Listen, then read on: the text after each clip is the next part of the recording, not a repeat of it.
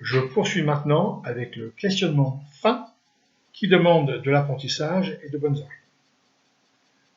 Je vais utiliser le questionnement fin lorsque mon interlocuteur m'envoie des informations dans lesquelles il manque des éléments ou encore demande à être vérifié. Le questionnement fin va me permettre d'obtenir les bonnes informations ou vérifier qu'elles sont authentiques chez mon interlocuteur. Dans quel cas de figure allez-vous utiliser ce type de questionnement? 1. Lorsque mon interlocuteur est imprécis. Exemple. L'émetteur dit « Je n'arrive pas à discuter avec eux ». Vous voyez bien que dans ce message, il manque plusieurs éléments. Réponse de ma part. Tu n'arrives pas à discuter de quoi et avec qui? Et là, je vais obtenir les bonnes infos. Deuxièmement, lorsque mon interlocuteur va émettre des généralisations. Exemple. L'émetteur dit « Je n'ai rien compris » ou encore « Tous les jours, c'est la même chose ». Réponse de ma part. Rien compris? Est-ce qu'il y a des jours où c'est pas la même chose? Là, je vais vérifier la généralisation émise par l'autre. Est-elle authentique ou pas? Exemple. Je n'ai rien compris. Rien compris? Si, j'ai compris ça, mais pas ça. Dans ce cas, la généralisation n'en est pas une, et j'aide l'autre à y voir plus clair, et prend conscience qu'il n'a pas rien compris. Mais je pourrais avoir aussi en réponse « Non, je n'ai absolument rien compris » et dans ce cas, la généralisation est vraie, mais j'ai vérifié.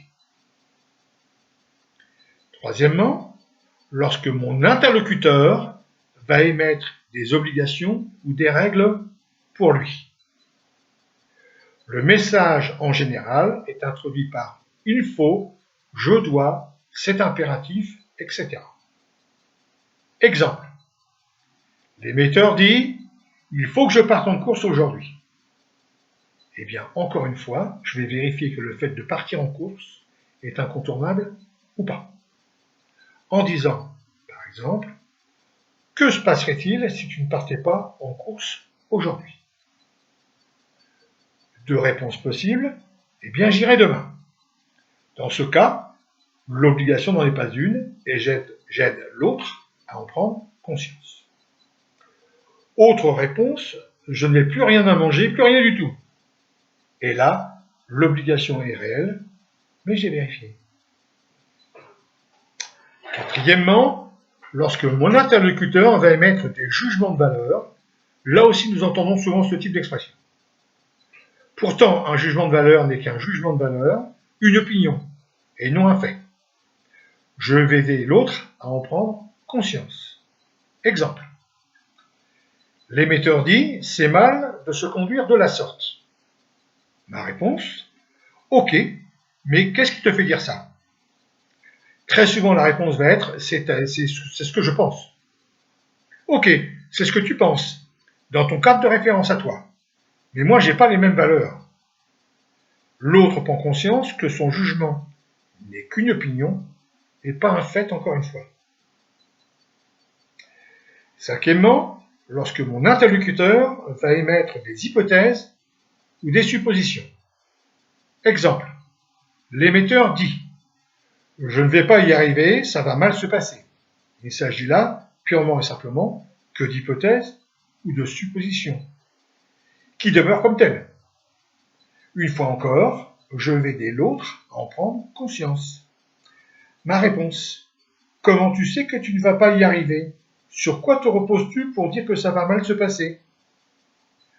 C'est une impression. Ok, ce n'est qu'une impression et pas un fait. Ou encore, je le sais parce que j'ai déjà essayé. Oui, et en quoi le fait d'avoir essayé et de ne pas y être arrivé te fait penser que cela va se reproduire? Eh bien, il n'en sait rien. Pour résumer, 5 situations vont m'amener à utiliser le questionnement fin lorsque j'entends des précisions des généralisations des obligations, règles, jugements de valeur ou encore des hypothèses ou des suppositions. Je rappelle 5 situations. Imprécision, généralisation, obligation, règle, jugement de valeur, hypothèse, supposition.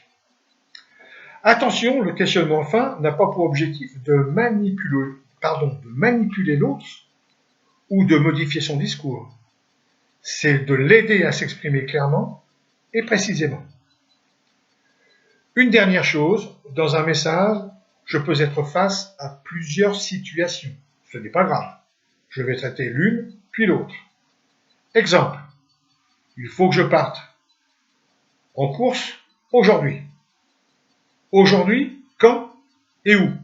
Et que se passerait-il si tu n'y allais pas? Rendez-vous pour les vidéos de synthèse.